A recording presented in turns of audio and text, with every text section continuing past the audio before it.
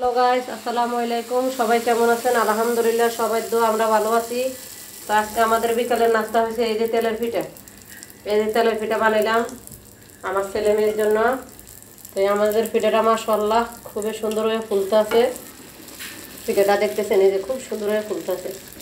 তো বিকালে আজকে ওদেরকে কিছু দিই নেই, তো আমি বলছি পিঠা বানাবো, এই জন্য ওরা এই যে খুব সুন্দর করে তেলের পিঠা বানাইলাম। এর সাথে একটু দুধ দিলাম, তারপরে একটু গুড় দিয়ে বানাইলাম। অনেক মজা হয়েছে পিঠাটা। এই যে দেখতে থাকুন আমাদের পিঠাটা। তো আমাদের পিঠাটা কেমন হয়েছে আপনারা আমাদেরকে জানাবেন। এই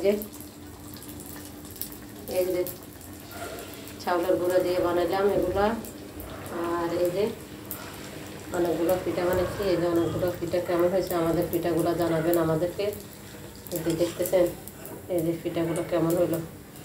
তো আমার তো মনে হয় মাশাআল্লাহ পিঠাগুলো অনেক সুন্দর। এই যে অনেক তুলতুলে অনেক সুন্দর নরম হয়েছে মাশাআল্লাহ। এক একটা পিঠা অনেক বড় গরম, অনেক বড় হয়েছে। এই যে অনেক ফুলা ফুলছে পিঠাগুলো। এই যে এক একটা দেখেন না, এই যে একবারে সেম পুরীর মতো পিঠাগুলো।